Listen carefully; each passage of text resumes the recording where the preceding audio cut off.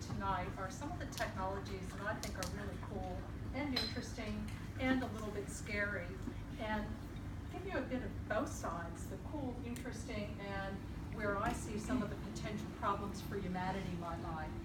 And no surprise, I'm going to be touching on things that pretty much every speaker has mentioned, and specifically augmented reality, neuroscience, and AI, and a bit about robotics as well. So I'll start our journey with things that are happening now, which is wearable technology. And there are lots of different devices that we're carrying around with us. You know, we all use smartphones now. Some of us have smartwatches or fitness trackers, and we've seen examples from Peter showing the Think, you know, looking at moderating your brain waves. Well, that's just the tip of the iceberg, but really what we're starting to do is create a personal information cloud around us with all this tech that we're carrying with us and on us and eventually in us. And I'll talk a little bit more about tech in us as well. Now, that's a good and a bad thing because it allows us to understand a lot about our physiology that we wouldn't without these kinds of trackers. But with this information cloud, there's a downside too, because who else wants the information about what you've eaten today, who you've met with today, what your calendar's like, you know, the other things that you do in your daily life. Might insurance companies find this information very interesting? Might your employer find this information very interesting? In fact, I was talking with a group of CEOs a couple of weeks ago about wearable tech in the workplace, and a couple of issues came up. One was employee consent. Can you as an employer actually force an employee to put on something like a Fitbit to help monitor their heart rate, even if they're in a dangerous industry? And the answer is, it depends on what the employment contract says. But then how do you guard that information? What if that database gets hacked? You know, how do you protect your employees' information? Not only that, but could you use that information to, say, decide which employees are going to be laid off if you unfortunately have to let people go? Might you use some health indicators as part of your decision? You know, we start getting into ethics here. Then we get into some really interesting areas. Oops, I want to go backwards. Interfaces for this next generation technology. And Scott talked about this with vision being the next interface. There's actually a lot of work going on with using vision to control devices. The end game is to be able to get rid of screens from in front of you and maybe even get rid of typing. So one of the things that I read about a couple of weeks ago is an early adopter prototype, really, using augmented reality eyewear with a camera, interfacing with a smartwatch, and allowing you to use your eye movements in a circular pattern to basically select things and click on buttons and so on your watch. Now, imagine that we now take this to the next level, and instead of having augmented reality eyewear in the shape of glasses, we start moving to soft contacts, smart contacts that integrate ICT and biotech. And suddenly we have these lenses in our eyes that allow us to see enhanced information with everything that we're doing and act on it with our vision. This is an example of a patent that Google has taken out. It's probably about 7 years away from anything that will hit the real world. And the bits there that are opaque will likely be made out of graphene in the future and be completely translucent. In this patent, if you want to take a picture, you just blink twice. Imagine walking around a street or in a room like this and you see somebody and you're not quite sure where you might have met them before, and you've got instant facial recognition from any kind of angle, and it pulls up their social profile, it matches it with your contact book, it matches it with places that you've been over, let's say, the last 10 or 15 years, and it says, oh, that's Peter. I first met him at an AR meetup 7 years ago. He's probably added me on Facebook too. Yeah, and it pulls up their social profile, and suddenly I'm able to have an intelligent conversation with whoever I happen to see. Now, not only that, imagine I want to meet you and I don't know your name, and you're the CEO of a company or somebody else that is perhaps a high-profile person or potentially somebody that if I'm a criminal, I want to take advantage of. Well, guess what? It's just pulled up your face too. And it's told me the name of your wife, and it's told me the name of your dog, and when you bought your house. And I'm like, hey man, how's it going? You know? And I start talking to you, and you're thinking, oh my gosh, I actually know this woman. There are some real implications. Now, why would you put these in your eyes? It's not just for the AR enhancement. There are good biological reasons why you would do it too. One of the areas that the pharma companies are investing in is autofocusing lenses. So if you're like me and you need reading glasses and you're constantly taking them on and off because you can't really walk around with them anyway, having these lenses in your eye will let you autofocus. Not only that, but there are other biological markers in your tear ducts that can say measure glucose without having to prick your finger, and the list goes on. Mark my words, in about 7 years' time, we're going to start seeing app stores for smart glasses that combine biotech and ICT. And the early adopters of this technology are going to have a significant advantage over non-enhanced humans. And it gets crazier still. One of the things that I'm particularly fascinated in is computing getting smaller and smaller and smaller. In 2012, this chip by Proteus was approved to be inserted in a pill, FDA approved in the United States, to be able to swallow this pill that has a microchip in it. It communicates with a patch on your hand that in turn communicates with your smartphone. And it's able to do things like help you and your doctor understand when you've taken medicine. This is just the start of ingestible medicine. There are already ingestible pill cans that, let's say you need a colonoscopy. Instead of going through that whole invasive, day surgery, you actually swallow a can and get the diagnostics without having to do surgery. So there are some tremendous ramifications. And along with that, there are stretchable electronics, as pictured on the right-hand side here, that actually can stay on your skin for up to a 2-week period now, and embedded in these electronics, which are rubber stamped on your arm or another place, are wireless communications, different sensors monitoring your blood rate, and all sorts of things. The future is getting crazy. And in about 2011, scientists in the University of Michigan came up with a millimeter scale computer. So this isn't just a chip. It has a chip, it's got data storage, and it's got wireless communication, all in a millimeter size device. And they're getting smaller and smaller and smaller. And we'll be seeing them come out in nano size in the not too distant future. For those of you who haven't really followed nanotech and 3D printing, RMIT has made a multi-million-dollar investment in nanoscale 3D printing right in Melbourne. And one of the ideas there is to be able to 3D print little mini robots that you can inject into your body and be able to do things like dissolve a blood clot from inside of you. And this is where it starts to get fascinating. Now, nanotech and nanobots are an area that just endlessly fascinate me. And I'm glad Peter didn't talk about all this stuff, because I thought, oh wow, there might be too much crossover here.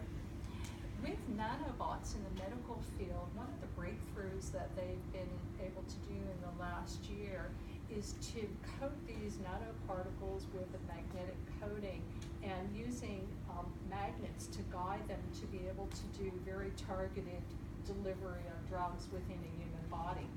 This is just the beginning, but we're going to see over the coming 5 and 10 years nanobots that are in our body, maybe DNA-based nanobots, as well as little miniature robots that are able to do targeted drug delivery and a whole lot more in terms of enhancing our capabilities.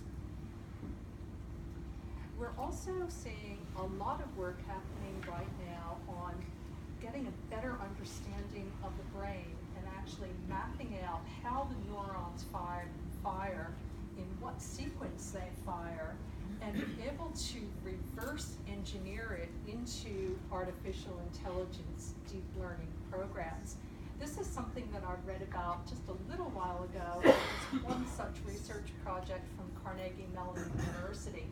It's a human genome type project. It's not going to happen overnight, but that's actually one of the biggest barriers to enhancing ourselves as humans, is understanding exactly how it is our brain works. But once we get through that barrier, then the sky starts to become the limit. And we can do a lot of interesting things. Back in the here and now, and again, Peter touched on this, and I'm glad he didn't go into a lot of detail. There are already a number of researchers around the world, including here in Sydney, Dr. Jordy, who's doing work on allowing people in wheelchairs to have electrode-type caps and other brain sensors with the assistance of artificial intelligence actually control machines like wheelchairs. And one of the problems with using your brain to direct a wheelchair is having to constantly think, go forward, go forward, go forward, go forward. That gets really tiring and you can't focus on other things that you want to, just, being a normal person. So what happens with these AI combinations is that it allows you to think a thought, go forward until there's some other intercept without you continually controlling the wheelchair. We're going to see more of that. And there are also experiments underway. This fellow, Les Braw here, who's had 2 arms amputated in an accident, had been fitted with prosthetics that really make him probably the closest to an actual cyborg anywhere. It was part of an experiment from Johns Hopkins. He only had the prosthetics for a couple of weeks. They had to surgically rewire his nerves to be able to let him control his limbs. And he got about a 30% arm motion, which of course is much better than not having any arms or any motion at all. This is going to get much more advanced in the coming years. A few days ago, I was reading about this one. This is huge.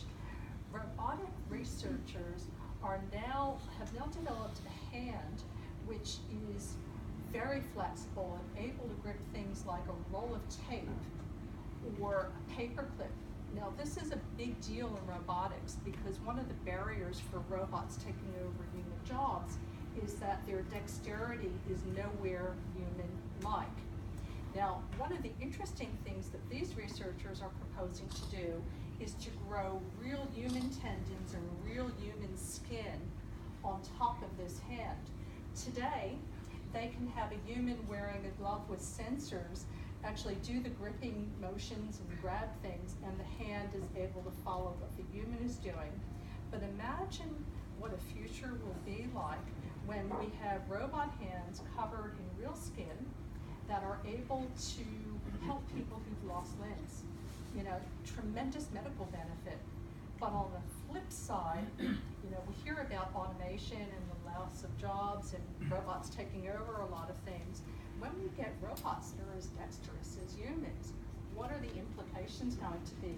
And this is part of what I think about when I look at the double-edged sword of technology. The future is going to get much, much crazier too. Peter, you talked about Ray Kurzweil. One of his predictions that is a bit mind-blowing, but I think it's going to happen, it's just a matter of time frame, and that is actually interfacing our brains directly to the World Wide Web with neurotech. Ray has this idea that we will be able to have DNA printed robots that are able to attach directly to the neocortex. Imagine you're trying to solve a problem and you want to get more computing power. No problem. Spin up 10,000 human or artificial brains all at the one time. You want to know an answer to something? Just think about whatever you want to know and you're automatically connected to the next generation Google. Imagine having right in your brain, no glasses, no other anything in your body, the ability to step into virtual reality and be on another planet or on a spaceship. These are the sorts of things that will be very likely possible in the coming 15 years or 20 years, maybe a little bit longer. The key, I think, is being able to understand how the brain works. I think that's the biggest barrier. The science is happening in the nano side. The science is happening in the nano 3D printing side. There's even a 3D printer from a company called Cambrian Genomics that prints DNA using 3D printing. And that's been around for about a year and a half or more now. And they've printed synthetic life forms already. So, get your mind around that one. So So what are the double-edged swords, you know, what are the things that we need to think about? Well, one of the things I would think about is the first people who have these brain interfaces, they are going to be godlike compared to most people. You know, will they work? You know, the danger is maybe they won't work as we expect them to, and they'll be the first people to die of it. But they might also be the first people that have such superior access to intellect and resources that they will start to become a technocratic elite. I'm probably, although some of this scares me, I'm probably more likely to be one of the people who wants to try this given what I want to do, but I do worry about it too. But what are some of the other unexpected consequences? You know, as we have more and more gadgets on our bodies, in our house, this presents more vectors for hackers, cyber criminals, and nosy governments to poke their way into our environment. And the thing that scares me the most is that most of the technologies that I look at have not considered security at all, like not even basic firmware encryption. Some don't even have bloody passwords. And when you put it in as an afterthought, it's never as secure as when you build it in. And not only that, but we've got an increasingly pokey government wanting to know more and more of our business. And I'll say just a few words more about that in a moment. The other thing that happens with this emerging Internet of Things and unintended consequences of wanting to connect everything is what's appropriate and what's not appropriate to collect. And this is an example of something that I think is bordering on the inappropriate. It's a new connected Barbie doll. And you know, if you have little girls or ever been around little girls, you'll know that they play with dolls, they can, you know, they share their innermost feelings, they, you know, do all kinds of role playing. Little boys do it maybe with other action figures rather than Barbie dolls. But what the connected Barbie is doing is through voice recognition, the doll talks back to the child. The child's recordings are stored and kept by Mattel in real time. Who knows how that's going to be secured in coming years. And after some privacy concerns were raised, Mattel was saying, well, we can email the audio recordings to your parents. Well, you know, what little kid wants, you know, their parents to hear their heartfelt confessions to their best friend doll? You know, I've got a lot of reservations about the ethics of just because you can do it. Is that really the thing that you want to do? And think about cyberbullying. Imagine that somebody hacked into your kid's, you know, little doll account and suddenly put it on Facebook, and your kid said something inappropriate maybe 2 years ago, and suddenly he or she is getting bullied in school now, and you can't take it back once it's out there. So there's some problems there. And then we've got our pesky government, not just in Australia, but around the world. In Australia, we passed data retention legislation at the end of last year, where ISPs and telcos are now going to be forced to capture metadata from all of your communications across a wide range of modalities and store it on their servers for 2 years. Big and small ISPs. Some will have good security, some will have not so good security, and frankly, even the ones with great security have accidental breaches and they get hacked. And now we have a battle that's looming between Apple and the FBI. Anyone hear of this battle? The FBI and the US government wants Apple to put in a backdoor in your smartphones and iOS devices so that they can have unlimited number of random guesses to figure out what's on your phone. You can just imagine the scope creep that's going to happen with that. I really worry about this whole, just because you can do it, you should do it, and where is this division between the rights of the human and privacy and ethics and the needs of the state? You know, where does it end? I think our society needs to have that debate. Just because you've got tech and you can do it doesn't mean you should do it. And then there's this whole concept of facial recognition and emotion recognition. And increasingly, we're starting to see very advanced face recognition technology that can recognize you from any angle. In fact, I did an interview just a few weeks ago with one of the top face recognition people in the world, Brian Lovell, who's based in Brisbane and has a company, Imagis Technology, that's able to do real-time face recognition, like at angles and with partially obstructed views and in the crowd. You know, it's getting crazy. So what happens when police forces start to use this technology and automatically start to profile crimes? What happens when someone who's got these smart contacts in their eyes does a real-time 3D scan of you, has it printed out to a 3D printer that, by the way, is a bioprinter, prints skin, and puts on a mask that looks just like you and is made out of skin, and you're seen committing a crime, quote unquote, got it on video, it was you, face recognition said it was you, but it wasn't you. But 20 people said it was you and the camera said it was you. Whoa, that's gonna get crazy.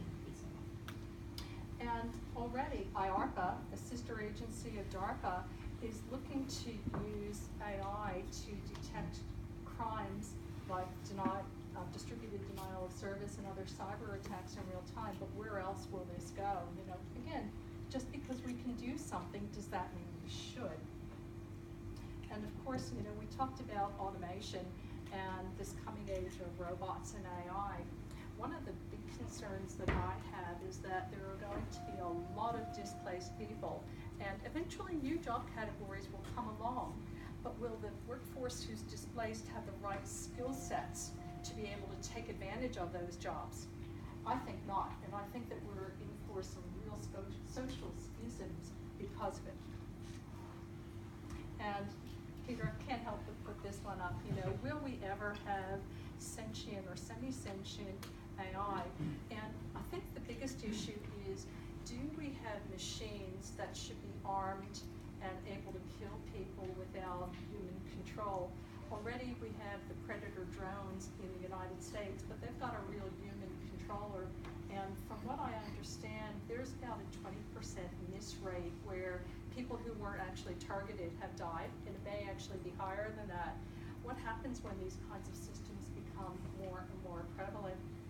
And then my last closing thought for tonight is, again, something you mentioned, Peter.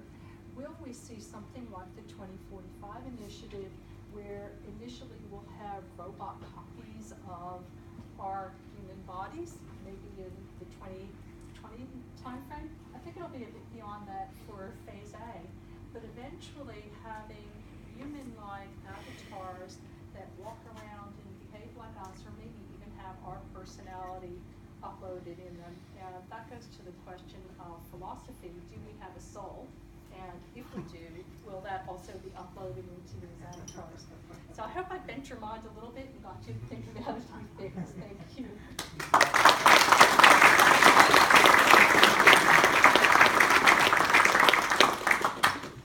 Any questions for Shara while I set James up?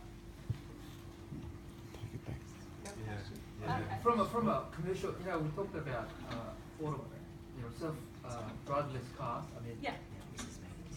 What's the insurance company? Without a utility, at the end of the day, who's to blame? I'm gonna have robot jails. That's a great question, and not only who's to blame, but how do you determine at any given point in time who is actually driving the vehicle? And the answer to the question I just posed is, I think that cars will at some point have black box technology.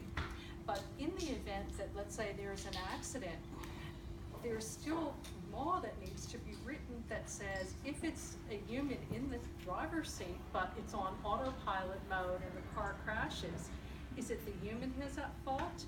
Is it the car company? Is it the software company that wrote that autopilot mode? Is it the individual programmer? Like, let's say somebody is killed in an accident.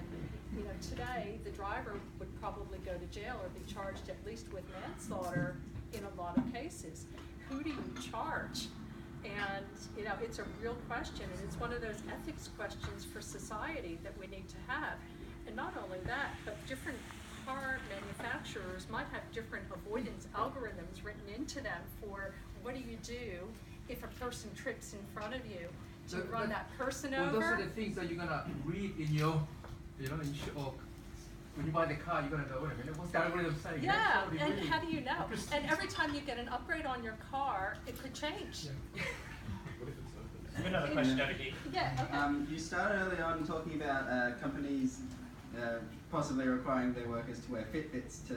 Well, not necessarily Fitbits, something like but that. wearable. Yeah. I have a question along the similar vein. what happens when facial recognition technology can tell if people start becoming depressed? When is it going to be the company's responsibility to take care of their workers by having every screen have a camera on the top of it and making sure that their workers aren't getting depressed? Yeah, and who's to say whether it's the company's responsibility that they are depressed in the first place?